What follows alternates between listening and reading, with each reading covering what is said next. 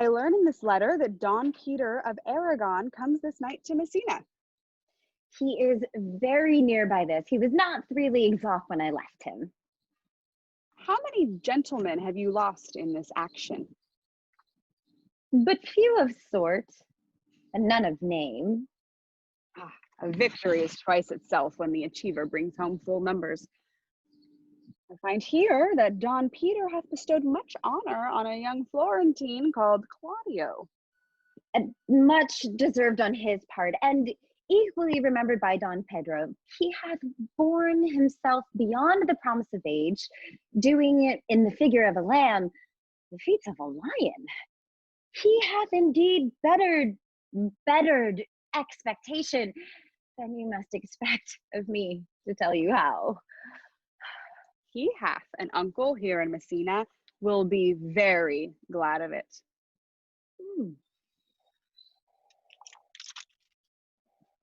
I have already delivered him letters, and there appears much joy in him, even so much that joy could not show itself modest enough without a badge of bitterness. Did he break out into tears? In great measure.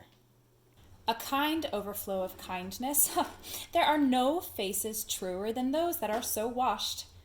How much better is it to weep at joy than to joy at weeping? I pray, is Senor Monsanto returned from the wars or no? I know none of that name, lady. There was none such in the army of any sort. My cousin means Senor Benedick of Padua. Oh, he's returned, and as pleasant as ever he was. He set up his bills here in Messina and challenged Cupid at the flight. My uncle's fool. Reading the challenge, subscribed to Cupid, and challenged him at the bird bolt. I pray you, how many hath he killed and eaten during these wars? But how many hath he killed? For indeed, I promised to eat all of his killing. Faith, niece, you tax Senor Benedick too much. But he will meet with you. I doubt it not. Well, he hath done good service, lady, in these wars. You had musty victual, and he hath hoped to eat it. He's a very valiant trencherman. He hath an excellent stomach. And a good soldier, too, lady. And a good soldier to a lady, but what is he to a lord? A lord to a lord, a man to a man, stuffed with all honorable virtues. It is so, indeed. He is no less than a stuffed man. But for the stuffing, well, we are all mortal. You must not, sir, mistake my niece. There's a kind of merry war betwixt Signor Benedick and her. They never meet, but there's a skirmish of wit between them. Alas, he gets nothing by that. In our last conflict, 4 of his 5 wits went halting off, and now the whole man is governed with 1, so that if he have enough wit to keep himself warm, let him bear it for a difference between himself and his horse. For it is all the wealth that he hath left, to be known a reasonable creature. Who is his companion now? He hath every month a new sworn brother. Is't possible? Very easily possible. He wears his faith but as the fashion of his hat. It ever changes with the next block. I see, lady, the gentleman is not in your books. No, and he were I would burn my study. But, I pray you, who is his companion? Is there no young squire now that will make a voyage with him to the devil? He is in the company of the right noble Claudio. Oh, Lord, he will hang upon him like a disease. He is sooner caught than a pestilence, and the taker runs presently mad. God help the noble Claudio, if he have caught the Benedick, it will cost him £1,000 ere he be cured.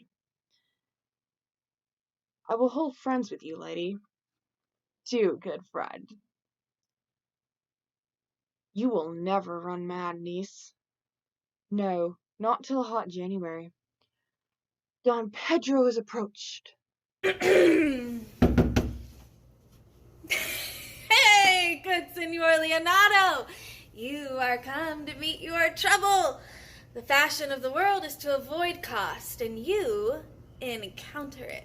Never came trouble to my house in the likeness of your grace. For trouble being gone, comfort should remain. But when you depart from me, sorrow abides and happiness takes his leave. Ugh, you embrace your charge too willingly. I think this is your daughter? Nay. Her mother hath many times told me. Were you in doubt, sir, that you asked her? Signor Benedick. No, for then you were a child.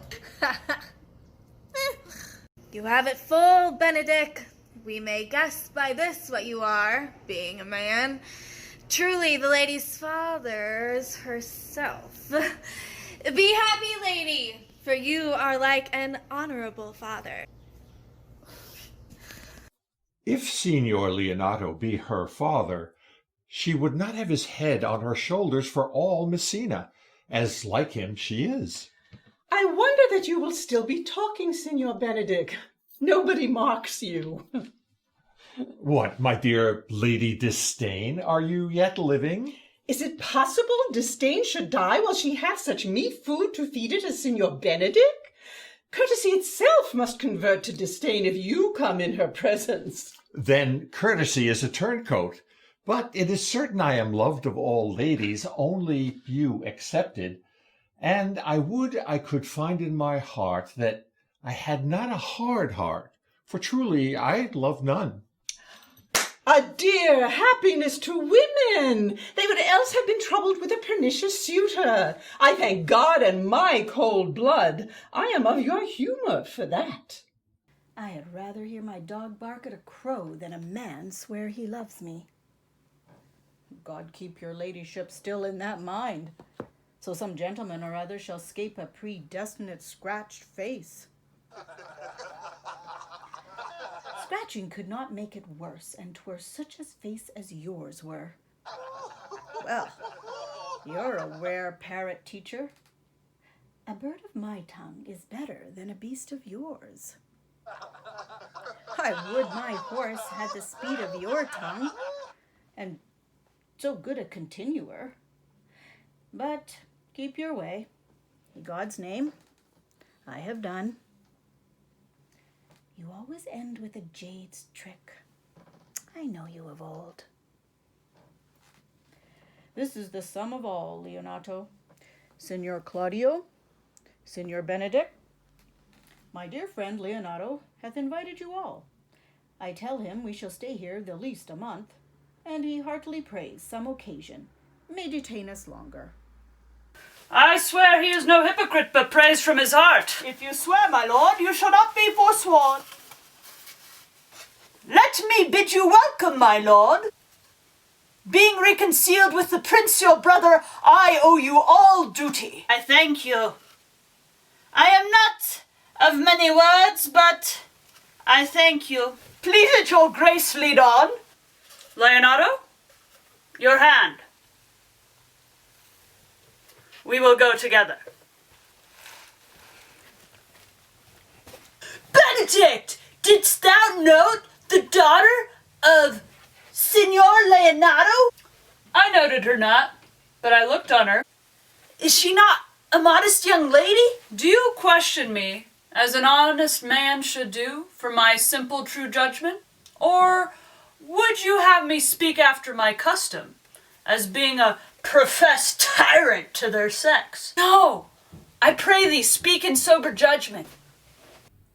Why, I feel, methinks she's far too low for high praise, too brown for fair praise, too little for great praise. The only commendation I can afford her, that were she other than she is, she were unhandsome, and being no other but as she is, I do not like her. Thou thinkest I am in sport. I pray thee tell me how thou liked her. Would you buy her that you inquire after her? Can the world buy such a jewel?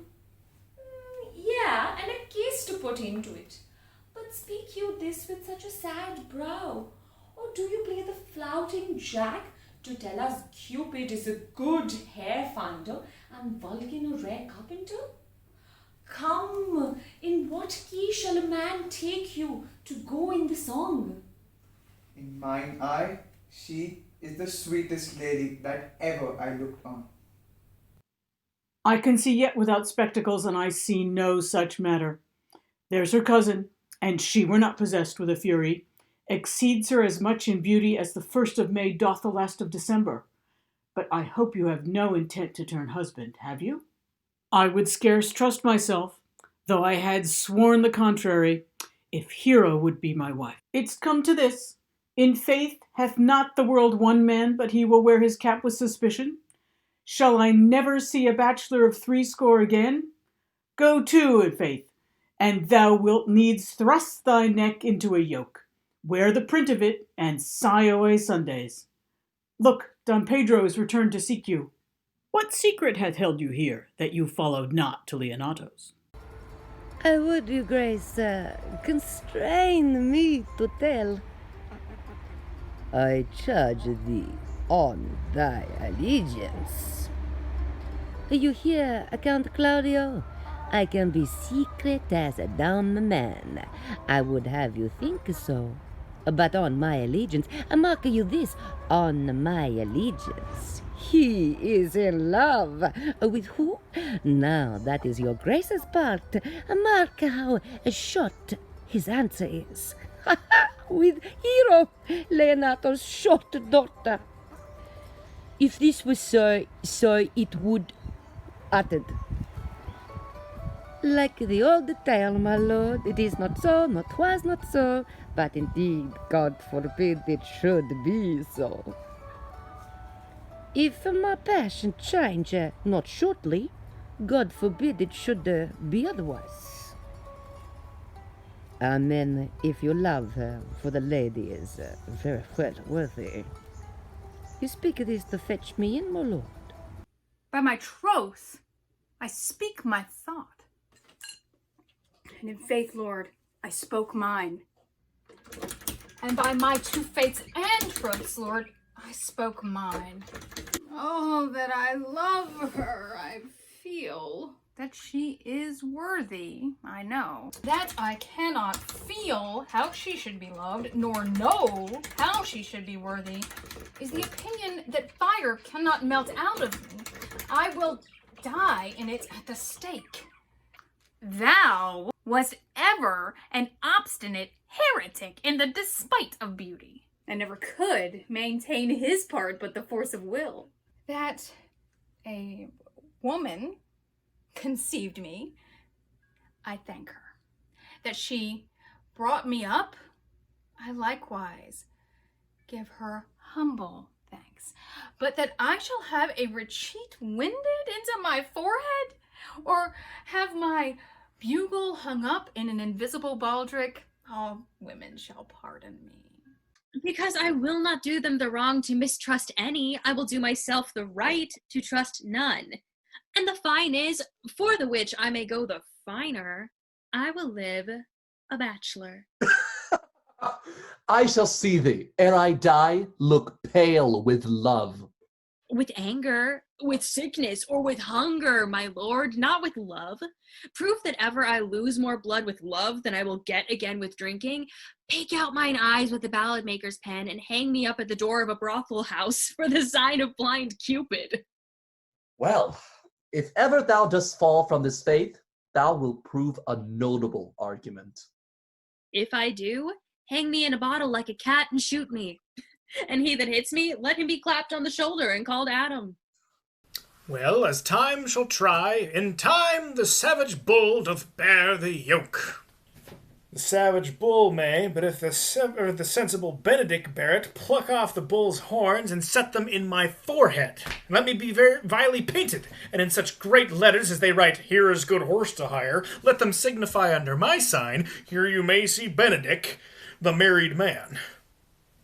If this should ever happen, thou shouldst be horn mad. Nay, if Cupid have not spent all his quiver in Venice, thou wilt quake for it shortly. I look for an earthquake then, too.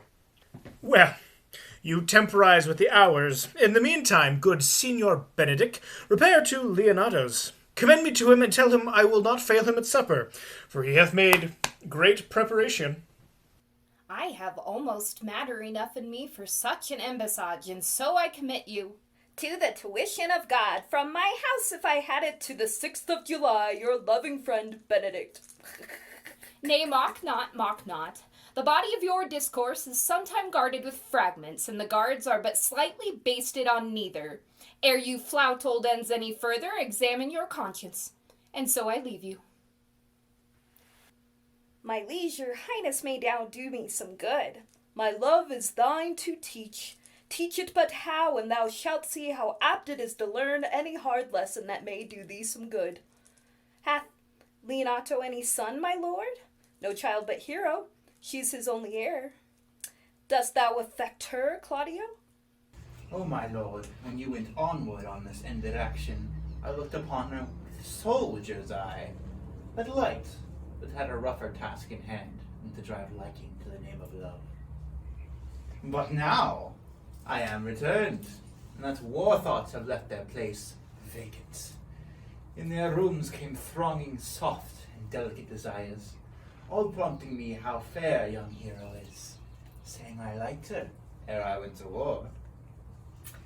Thou wilt be like a lover presently, and tire the hearer with a book of words. If thou dost love fair Hero, cherish it, and I will break with her and with her father, and thou shalt have her. Was it not to this end that thou beganst to twist so fine a story?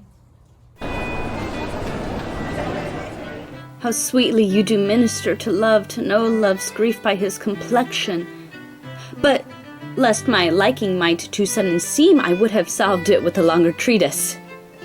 What need the bridge much broader than the flood? The fairest grant is the necessity. Look, what will serve is fit, 'tis once thou lovest, and I will fit thee with the remedy. I know we shall have revelling tonight. I will assume thy part in some disguise, and tell fair Hero I am Claudio, and in her bosom I'll unclasp my heart, and take her hearing prisoner with the force and strong encounter of my amorous tale. Then, after to her father I will break, and the conclusion is, she shall be thine. In practice let us put it presently.